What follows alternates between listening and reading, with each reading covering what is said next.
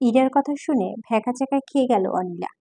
আমতা আমতা করে বলে, কে বলল এসব? এমন কিছু তো না। ইরা ভুরু কুঁচকালো, না কুঁচিয়ে বলল, সত্যি তো। সারপারাজ তোকে সুখে রেখেছি? অবশ্যই। খারাপ কেন রাখবে? হ্যাঁ শুনি, আলাদা নাকি থাকিস? তা অনেক দিন তো হলো, 6 মাস তো হয়েছে চললাম। কোনো সুখবর নেই? অনিলা বুক কেঁপে উঠল। ইরা আপু কথাবার্তা কেমন ধারালো ঠেকছে তার কাছে। সে পাশ কাটিয়ে বলল, হবে, এত তাড়াহুড়া কি আছে? কিছুদিন, 2 বছরের বেশি হয়ে গেল বিয়ে, এখন না হয়তো কখনো নেই। আমরা ছোট ননদের বিয়ে আজ 6 মাস যেতেই না যেতেই সুখবর পেয়ে গেলাম। তোরটা কবে পাবো? অনিলা মুখ টিপে হেসে বলল, তোমার ননদ তো দেখি আপু অলরাউন্ডার। সবাই কি তার মতো নাকি? ঝাঁকিয়ে উঠল ইরা, এসব কি কথা? তুই কি এখনো ছোট কিছু বুঝিস না? এখন নয়তো কবে? যত তাড়াতাড়ি হবে ততই ভালো, তাই না? কি হবে গো আপু? মজা করছিস না? অনেক বাচ্চা হবে। বাচ্চার মা হবে কবে? ও, এই কথা। এদিক ওদিক ফিরে তাকালো সে, খুঁজতে একজনকে। গেল কোথায়? খানিকক্ষণ বাদে চোখে পড়ল পাশে ফরহাদ ভাই দাঁড়িয়ে, তার পাশে শ্রেয়ময়ী। বিয়ের প্ল্যান চলছে। আশপাশ আর কাউকে না দেখে অনিলা চেঁচিয়ে উঠল, ফারাজ ভাই! সারফারাজের কথা বলছিল, থেমে পিছনে তাকায়। সাথে ফরহাদ আর শ্রেয়ময়ী চেয়ে রইল। ইরা আপু এখনো ভুরু কুঁচকে ভাবছে অনিলা চেঁচিয়ে উঠেছে বলে। ইরা আপু জিজ্ঞেস করছে, বাচ্চার বাবা কবে হবেন? আমায় বাচ্চার মা কবে বানাবেন? কতটুকু বুঝতে একটু সময় লাগলো। বুঝতে পেরে তার কানে দিয়ে গরম ধোঁয়া বের হচ্ছে। শ্রেয়ময়ী কোনোভাবে মুখে হাসি থামিয়ে রাখার চেষ্টা করেছে। ফরহাদ না পেরে জোরে জোরে হাসতে লাগলো। ইরাপুর শরমে মুখ লুকানোর জায়গা পাচ্ছে না। অনিলা দাঁত বের করে হাসছেন। ইরাপু রেগে তার পিঠে দু একটা কিল ঘুষি মেরে বললেন, চুপ করে, বেয়াদব মেয়ে! এইসব কথা কেউ এভাবে জোরে চেঁচিয়ে বলে নাকি? আরে বাবা, মারছো কেন? ভুল কি বললাম? তুমি তো জানতে চাইলে। এখন বাচ্চা কি আমি একা পয়া করব? বাপকে তো রাখবে। ইরা আপু জিভে কামড় দিল। ছি ছি, এসব কি কথা অনেক? তোর মুখে বাড়ছে না এসব বলতে? চুপ কর, চুপ কর অনি। কি আর চুপ করা লোক? ঠিক জায়গা মতো দিয়েছে। ভালো লাগে তার ফারাজ ভাইকে চাপে ফেলতে। ফিরে চেয়ে দেখলো ফারাজ এদিকেই চেয়ে আছে। ভুরু নাচালো সে। ইরা আপু ইতস্তত বোধ করে সামনে ফিরল। সারফারাজ চোখাচোখি হতেই তিনি হেসে বলল, বলেন, বাচ্চা মানুষ, ওর কথা ধরো না। তুমি সারফারাজ? জানি আপু, তুমি বরং এই বাচ্চাকে বড় করো।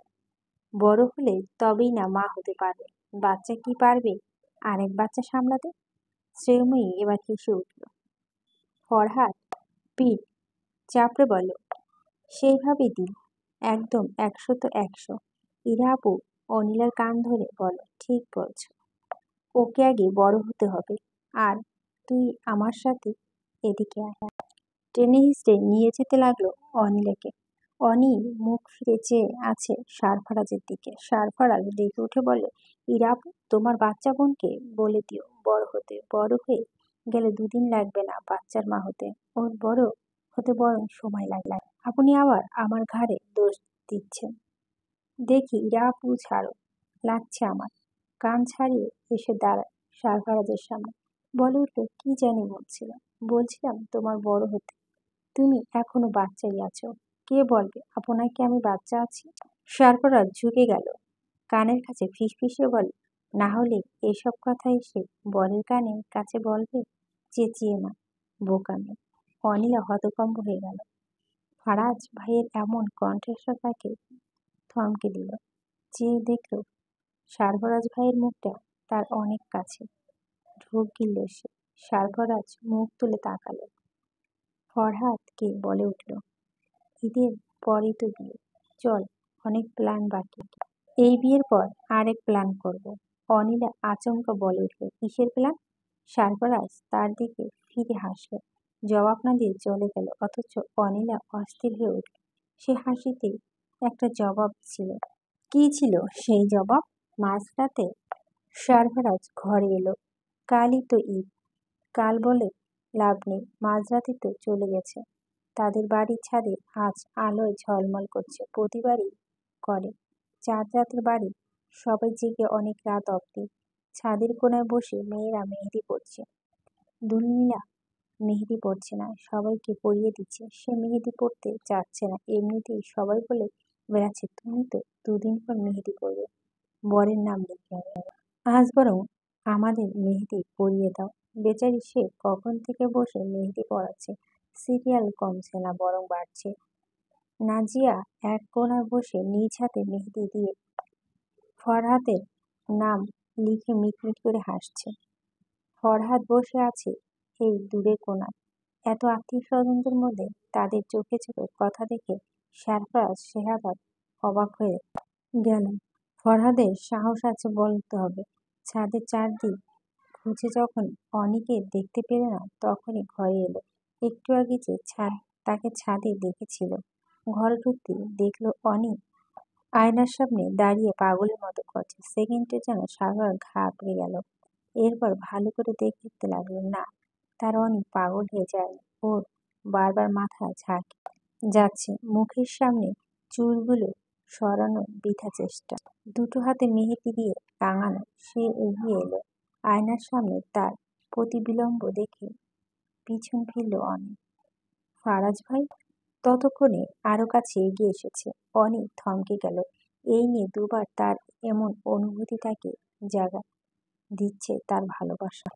ফারাজ ভাইয়ের তার দিকে এগিয়ে আসা ব্যাপারটা, তাকে কাছ থেকে দেখার বিষয়টি, কিংবা তার দিকে গভীর দৃষ্টিতে তাকিয়ে থাকা তার হৃদয়ে তোলপাড় শুরু করে দিচ্ছে। অনিলা নিশ্চুপ হয়ে গেল। সারফারাজ বড় আদরের স্বরে ডেকে উঠল, অনি। নিচু গলা বলে উঠল, হুম। হাসছে সে, হাত দিয়ে চুলগুলো সরিয়ে দিয়ে কানের লতিতে এগিয়ে গেল এক পা, পিছিয়ে এসে ড্রেসিং টেবিলে ঠেকলো অনির পিঠ। একটা রাবার ব্যান্ড হাতে নিয়ে চুলগুলো মুঠো নিয়ে বেঁধে দিল সারফারাজ। অনি বড় বড় চোখ করে দেখছে, তার যেন বিশ্বাস হচ্ছে না তার বরের এত পরিবর্তন। হুট করে বিষয়টা ভাবিয়ে তুলতে তাকে সারফারাজ পিছিয়ে গেছে সে কখন, অথচ তার কাছে থাকা রেশ এখনো ভুলতে পারেনি অনি। তার মুগ্ধ দৃষ্টি প্রতিটা পলকেই যেন তার ভালোবাসা জাগান দিচ্ছে। হঠাৎ তার ঘোর ভাঙে, সে জিজ্ঞেস করছে, মেহেদি দেওয়া শেষ? অনিলা হেসে উঠল, বলল, হ্যাঁ, এই তো দেখুন আপনার নাম। মেহেদির মাঝে সারাজ ভাইয়ের নামটা যেন জ্বলজ্বল করছে। সারফারাজ শেহদাদ মৃদু হাসল সে, আবারও পিছিয়ে যাচ্ছে। এমনি অনিলা ফট করে বলে উঠল, তখন কিসের প্ল্যান করার কথা বলল ফারাজ ভাই? কখন? ওই যে তখন ফরহাদ ভাইয়ে যে বলল, বড্ড উৎসব সেই কণ্ঠ। সারফারাজের ক্ষীণক্ষণ চেয়ে থেকে কাছে এগিয়ে এলো আবারও। অনিলার কানের কাছে মুখটা নিয়ে ফিসফিস করে বলল, ওই তোকে বাচ্চার মা বানানোর প্ল্যান। শিহরে উঠল অনিলা। হঠাৎ করে সারফারাজের প্রতিটা কথায়, তার কথা বলার স্বর, সবকিছুই তার শিহরে তুলছে। ভয়ঙ্করভাবে সম্মোহিত হয়ে যাচ্ছে সে। সম্মোহিত সেই কণ্ঠ। হঠাৎ দরজার শব্দ হলো। আরাফাত ঘরের সামনে দাঁড়িয়ে বলল, বুড়ি আসছি। সারফারাজ স্বরে দাঁড়ালো তৎক্ষণাৎ। অনিলা যেন হাঁপ ছেড়ে বাঁচল। কোমল কণ্ঠে বলে উঠল, হ্যাঁ আসি। দেখতে দেখতে বিয়ের দিন চলে এসেছে। আগামীকাল তো বিয়ে। সবাই মহাব্যস্ত। পুরো পরিবার মিলে হাজির হয়েছে ফরহাদের বাসায়। তার বোনের বিয়ে, দায়িত্ব তার কিছু কম না। গায়ে হলুদের অনুষ্ঠান শুরু হবে বৈকি, গান বাজনা ধীরে ধীরে। মেহমান সবে আসতে শুরু করেছে। অনিলা হলুদ রঙের শাড়ি পরে বের হলো সবে, তার হাতে গাজরা, খুব শখ। ফারাজ ভাই নিজ হাতে এই গাজরা তার খোঁপায় বাঁধবে। মনে মনে তার কত আশা। বিয়ে তো গতকালই শেষ হয়ে যাবে, এরপর সে তার কাছে আসবে। সেদিন নিজে তো বলে বিয়েটা শেষ হোক। লজ্জায় নাক কান লাল হয়ে উঠল অনিলার। ছি, এসব কি ভাবছে সে? মুখ টিপে হেসে এদিক ওদিক খুঁজে যাচ্ছে। কোথায় গেল সে? এদিক ওদিক খুঁজতে খুঁজতে ফরহাদের দেখা মিলল। তার কাছে নিশ্চয় তার হুদিস মিলবে জিজ্ঞেস করতে দেখে নিল। ওই তো ওদিকে দেখলাম। অনিলা হেসে সেদিকে পা বাড়ালো। কার সাথে ফোনে যেন কথা বলছে মনে হলো। একটু ঘুরে দাঁড়িয়ে ভাবছে কথা শেষ হলে এগিয়ে যাবে। খানিকক্ষণ বাদে কথা বলা শেষ হলো। অনিলার উৎসুক চাউনি যেন সবটা বলে দিতে চায়, কিন্তু তার অস্থিরতা মুখখানা দেখে চেপে গেল। শান্ত কণ্ঠে বলল, কি হয়েছে ফারাজ ভাই? ফারাজ ঘন ঘন শ্বাস ফেলেছে। এক নিঃশ্বাসে কতগুলো কথা বলল। সবগুলো যেন অনিলার মাথার উপর দিয়ে গেল। শুধু দুটো কথা শুনল সে। সে চলে যাবে। আজ রাতের মধ্যে তাকে ঢাকায় ফিরতে হবে। ইমার্জেন্সি পেশেন্ট আছে। কাল অপারেশন। ডক্টর শহীদুল ইসলাম তাকে সেখানে থাকতে বলেছে। যেভাবেই হোক তার থাকা চাই। রাতের শেষ ট্রেনই সারফরাজ চলে যাবে। একবিন্দু সময় নষ্ট করেনি। কখন যে তার দুজনে বাবাকে জানালো, কখন যে নিকুঞ্জ নিবাস ফিরল, কখন সারফরাজ চেঞ্জ করে হাতে বেরিয়ে বলো, কিছুই মনে করতে পারছে না অনেক। শুধু এতটুকু মনে পড়ে রেল স্টেশনে তার হাতে তখন সেই গাছটা এতক্ষণ হাতে মুঠোয় থাকার কারণে এখন ঝরে ঝরে পড়ে যাচ্ছে। তার কান্না পাচ্ছে ভীষণ। ট্রেন ছেড়ে চলে গেল আরো অনেক আগে। আরাফাত তার পাশে দাঁড়িয়ে ক্ষীণ স্বরে বলল, মন খারাপ করিস না বুড়ি ভাইয়া, কাজটা তো এমন। অনি বুঝলো, সামলে নিল নিজেকে। তাকে অনেক কিছু বুঝে নিতে হয় নিশ্চয়, কারণ সে বড় হচ্ছে। বড়রা সবকিছু মুখ ফুটে বলতে পারে না কখনোই। দীর্ঘটানা 12 ঘন্টা পর নিজের বাড়িতে ফিরল সারফারাজ। সারা শরীর ম্যাজম্যাজ করছে, ক্লান্ত লাগছে বড্ড, মাথায় কেমন ঘুরছে। ট্রেন রাতে ঘুমটা তেমন হয়নি। এরপর তো অপারেশন রুমে টেনশন। ঘুমের কথা প্রায় একদম ভুলে গেছিল।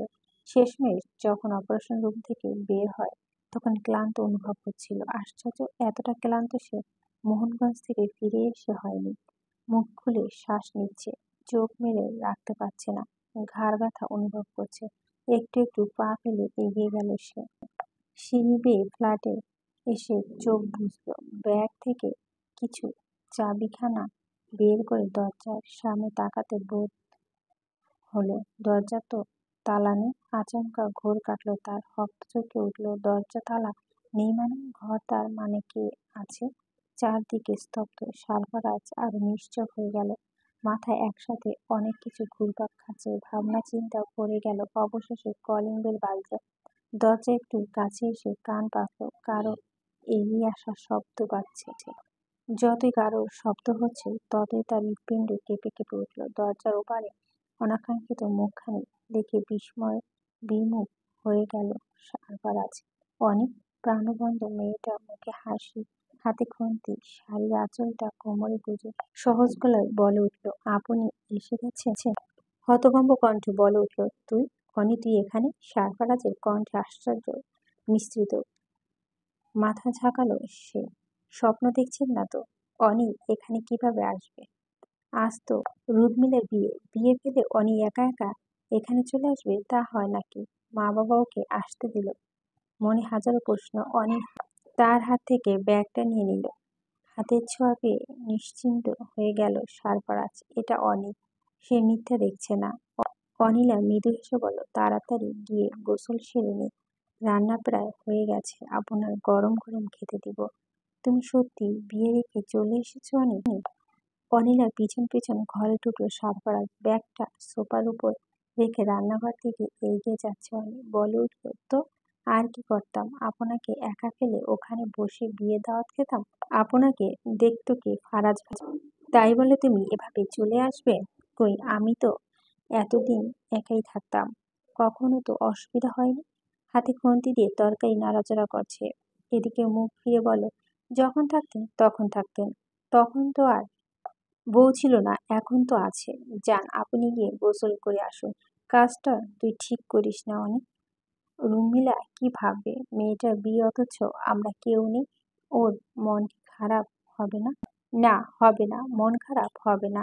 ও বরং আরো খুশি হবে। আপনি বেশ ভাবছেন ফারাজ ভাই। কাজে ব্যস্ত হলো উঠল অনিল। সারফারাজ কিছু একটা বলতে গিয়ে থেমে গেল। অনিলের ক্লান্ত ভরা মুখশ্রী তাকে থামিয়ে দিল। চোখ মুখে দেখে বোঝা যাচ্ছে একটুখানি জন্য দম ফেলার সময় পায়নি মেয়েটা, অথচ এখনো কাজ করে যাচ্ছে। সারফারাজ এগিয়ে ডাইনিং টেবিলের কাছে গেল, গ্লাসে পানি ঢেলে জিজ্ঞেস করলো, কিভাবে এলি? কে এনেছে তোর সাথে? আরাফাত। না তো, আমি একাই এসেছি।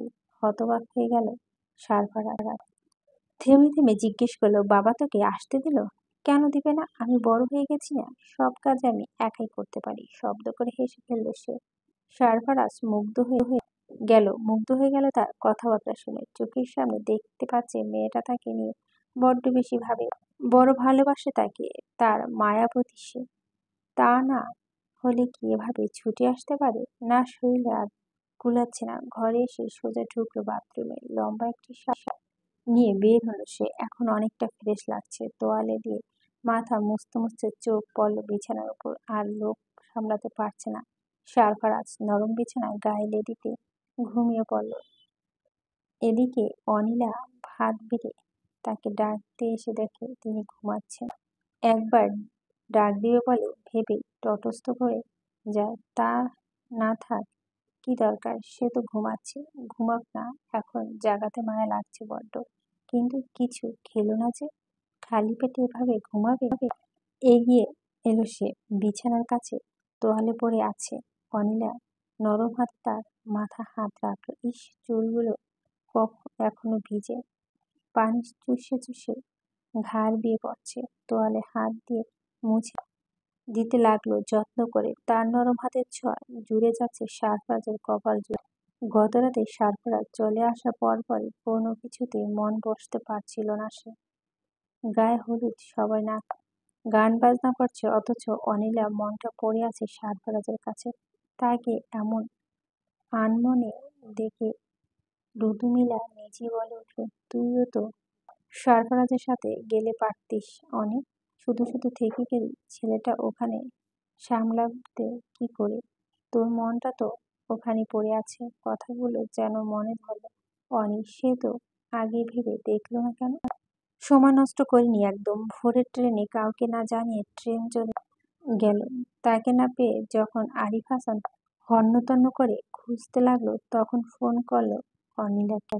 বেচারি ততক্ষণে হাতের নাগাল চলে গেছে। বাসায় ফিরে সমস্যা হয়নি একদম। রাস্তাঘাট এত ভালো না চিনলেও জায়গার নাম ঠিকঠাক বলছে। সিএনজি এসে সোজা থামলো বাসার সামনে। যাক, চিন্তা রইল না আর। ফোন বাজছে। দুরুমিলা ফোন হয়তো। ঘড়ির দিকে তাকিয়ে দেখে বিকাল 4:45। এই বিয়ে তো এতক্ষণ হয়ে গেছে। নিশ্চিত সে অনেক খুশি। ইস, বরকে সামনাসামনি দেখা হলো না। যাক, তাতে কি, নিজের বরকে তো দেখে মন ভরানো যাক। নিজের বিয়ে দিনের কথা মনে করার চেষ্টা করছে। কি করেছিল সে? রোস্ট নিয়ে ছোটাছুটি করছিল। ভাইয়া সবাই সামনে তাকে বোকা বানিয়েছিল। আহ, এসব মনে পড়তে আচমকা হেসে উঠল অনিল। সারফারাজ নড়েচড়ে উঠতে মুখ হাত দিল তৎক্ষণাৎ। আরেকটু হলেই বোধ হয় ঘুমটা ভেঙে যেত তার।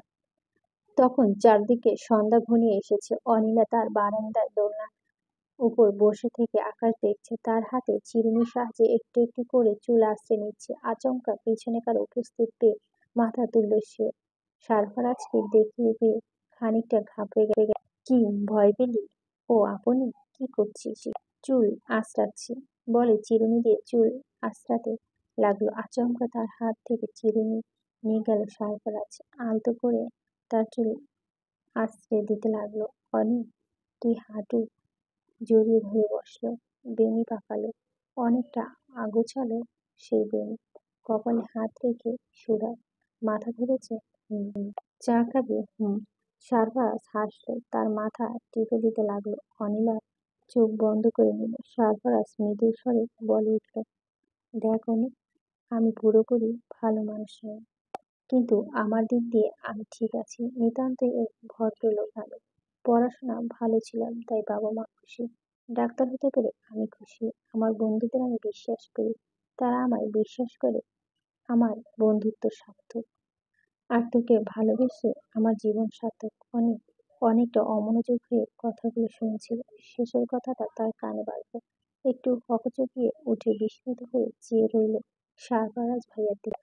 ফারাজ ভাই আমায় হাসি দিলেন। অনেক চোখে অশ্রু জমে গেল।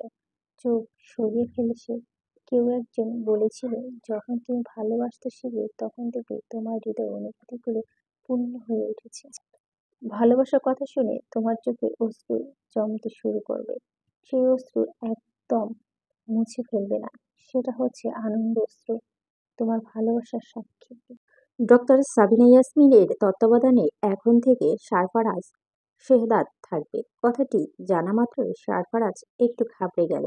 কারণ সে তো এতদিন ডাক্তার শরীফুল ইসলামের তত্ত্বাবধানে ছিল, কিন্তু কিছুদিন আগে তিনি দেশের বাইরে গিয়েছেন কোনো একটা কাজে। আপাতত তাকে ডক্টর সাবিনা ইয়াসমিনের তত্ত্বাবধানে থাকতে হবে। শুনেছে তিনি অনেকটা রাগী। এ অবশ্যই তাকে কখনো দেখেনি। যতটুকু লোকজন থেকে জেনেছে, একটু ভয়ে আছে। সে একা নেই, তার সাথে আরো আছে শাহাদাত আর শুভ। হ্যাঁ, পরীক্ষা পাশ করবে না করবে না করেও ছাগল দুটো ঠিকই এমবিবিএস পাশ করে ফেলেছে। আর এখন ইন্টার্নশিপ ও করছে। আর বেশি দিন বাকি নেই, তাই তো 6 মাস হয়ে গেছে। শাহাদাত গলা থেকে স্টেথোস্কোপ নামিয়ে টেবিলে রাখলো। সারফারাজ টেবিলের সাথে হেলান দিয়ে দাঁড়িয়ে একজন রুগীর ফাইল ঘাঁটছে। শুভ কফি নিয়ে হাজির। সারফারাজ মুচকি হেসে বলল, খুব টায়ার্ড নাকি? কফির কাপগুলো টেবিলে রেখে চেয়ারে হেলান দিয়ে বসল শুভ। দীর্ঘ নিঃশ্বাস ফেলে বলল, সে আরো বললে, ইমার্জেন্সি আসা পেশেন্ট, কত কষ্ট করতে হলো বলতো। ভাগ্য ভালো, আল্লাহ হায়াত রেখেছিল। শাহাদাত কফি কাপে চুমুক দিয়ে বলল, যে দেখে এলাম কান্নাকাটি করছে, হ্যাঁ রুগী আত্মীয়, প্রথমবার হার্ট অ্যাটাক করলো, পরিবারের সামনে উঠতে অনেক কষ্ট হবে। এ অবধি মৃত্যুর খেলা কত প্রিয়জনকে কাঁদতে দেখলাম, এখন এসব সয়ে গেছে। শাহাদাত স্বরে বিহরে সুর পাওয়া যাচ্ছে। শুভ কিঞ্চিত ভেবে বলল, বেনিন্য 21 এর পেশেন্ট কি? আর বাকি কথা বলা হলো না। শাহাদাতের মলিন হাসি সমস্ত কিছু বলে দিল। শুভ নিশ্চুপ হয়ে কফি কাপে চুমুক দিল।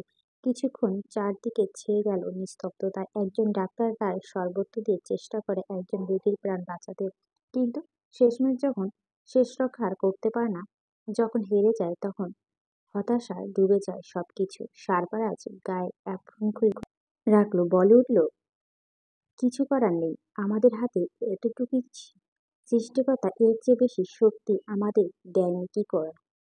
আমার মনে হয় একজন ডাক্তার হতে হলে প্রথমে মনটা পাথর করে ফেলতে হয়, পাথর না হলে কিছু করার নেই। তা বটে। সারফারাজ, তোর হাতে এটা কার ফাইল? নতুন এক পেশেন্ট এসেছে, হার্টের সমস্যা, কিন্তু সমস্যাটা কি বোঝা যাচ্ছে না। আপাতত কিছু পরীক্ষা দিয়েছি, দেখা যাক রিপোর্টটা কি আসে। ডক্টর সাবিনা চলে এসেছেন, তাকে গিয়ে রিপোর্টটা দেখাও, এক ঝটকায় বলে দিবেন। শাহাদাত তড়িঘড়ি করে বলল, এসে গেছে নাকি? হ্যাঁ চলে এসেছে, ক্যাবিনে আছে, একটু পরই খবর এলো বলে। সারফারাজ তৈরি হয়, আমি একা যাব নাকি? তোরাও তো যাবি। না বাবা, যা শুনলাম তার নামে, তবে এটা বলতেই হয়। তিনি একজন এক্সট্রা অর্ডিনারি অসাধারণ ব্যক্তিত্ব, নামকরা একজন কার্ডিওলজিস্ট। তবে নাকি অনেক রাগে, সেটা জানতে হলে তো দেখে আসতে হবে, তাই না? বলতে বলতে খবর চলে এলো। প্রথমে ডাক পড়ল সারফারাজের। সারফারাজ অ্যাপ্রন করে হাতে ফাইল নিয়ে বেরিয়ে এলো। শুভ যাবার আগে বলে উঠল, দোয়া করিস। চুপ করে হেসে উঠল তারা দুজন। সারফারাজ ডক্টর সাবিনা ইয়াসমিনের ক্যাবিনে বাইরে দাঁড়িয়ে নক করলো। অনুমতি পেয়ে ভেতরে ঢুকে চমকে গেল বটে। তার ব্যাপারে শুনে যেমনটা ধারণা হয়েছিল সে মোটেও তেমন নয়। নীল রঙের শাড়ির ওপর তার সাদা অ্যাপ্রন, গলা ঝুলছে স্টেথোস্কোপ। এসে কি পেশেন্ট দেখা শুরু করে দিয়েছে নাকি? হাতে একটা ফাইলও দেখা যাচ্ছে। চেয়ারে ছেড়ে টেবিলের সাথে ঠেস দিয়ে দাঁড়িয়ে ফাইল দেখছিলেন। চোখ মেলে এদিকে তাকালেন, চোখে চশমা খুলে শুধালেন, ডক্টর শেহদাদ? জি। আসুন বসুন। কণ্ঠস্বর অনেকটাই ধারালো। সারফারাজের খানিকটা অস্বস্তি বোধ হচ্ছে। ডাক্তার সাবিনা নিজে চেয়ারে বসে পড়লেন। সারফারাজের হাতে ফাইলের দিকে তাকিয়ে থেকে বললেন, কোন পেশেন্ট? সারফারাজ ফাইল এগিয়ে দিল, বলে উঠল, নতুন পেশেন্ট, একটা পরীক্ষা করেছিল তার রিপোর্ট আমি আরো কিছু পরীক্ষা করতে দিয়েছি।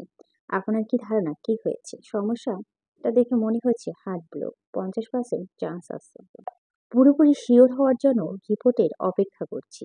ফাইল থেকে চোখ সরিয়ে উঠলেন হার্টব্লো। আমি 100%। যাই হোক, নতুনদের জন্য আরো কিছুটা সময় দরকার। আমি বলছি অভিজ্ঞতা থেকে। আপনার অভিজ্ঞতা? 8 বছরের। সার্পাস বিস্মিত প্রকাশ করলেন। দেখে মনে হয়নি তার থেকে এতটা বড়। কখনো বিশ্বাস হচ্ছে না। ডক্টর সাবিনা মৃদু হেসে বলল, ডক্টর শরীফুল ইসলামের আন্ডারে আমিও ছিলাম। খুব ভালো একজন ডাক্তার। নিশ্চয় অনেক কিছু শিখতে পেরেছেন। শেখার চেষ্টা করছি। প্ল্যান কি আপনার, ডক্টর সারফারাজ? যতটুকু জানি আপনি একজন কার্ডিয়াক সার্জন হতে চান। কোথাও যাবেন ঠিক করেছেন কিছু? আপনার জন্য কিন্তু ভালো সুযোগ আছে। ব্রিলিয়ান্ট স্টুডেন্ট ছিলেন শুনলাম। আমি এখনো ভাবছি। আশ্চর্য, আপনার হাতে সময় আছে সবে 6 মাস। আমি তো বলবো এখান থেকে প্রস্তুতি নিয়ে নেন। ইংল্যান্ড কিংবা আমেরিকায় যাবেন, কমপক্ষে 4 থেকে 5 আপনার স্ট্রাগল করতে হবে। আরো কমও হতে পারে। কচ, আপনি ব্রিলিয়ান্ট। এরপরে দেশে ফিরে দেশের নামকরা একজন কার্ডিয়াক সার্জন হিসাবে সবাই চিনবে। কি ব্যাপার, অন্যমনস্ক মনে হচ্ছে? না, আমি শুনছি আপনার কথা। বিবাহিত? জি জি। কত বছর হলো? সে যত বছরই হোক না কেন, পুরুষ মানুষের জন্য তা ব্যাপার হলো নাকি? ম্যারিড মেয়েদের নিয়ে অনেক সমস্যা, অনেক ঝামেলা হয়। আপনার তো তেমন কিছু নেই। তাহলে ভাবছেন কি? সারফারাজ মুখ ফসকে বলে দিল, এজন্য আপনি তাহলে আনম্যারিড? ইমপ্রেসিভ। আমার ব্যাপারে এক একটা খবর খুব ভালোই ভাবে নিয়েছেন দেখছি। বাট মিস্টার হ্যান্ডসাম আপ কিন্তু ম্যারিড। সারফারাজ ইতস্তত বোধ করল। ভুল প্রশ্ন করে ফেলেছে সে। ডক্টর সাবিনা হেসে উঠলেন।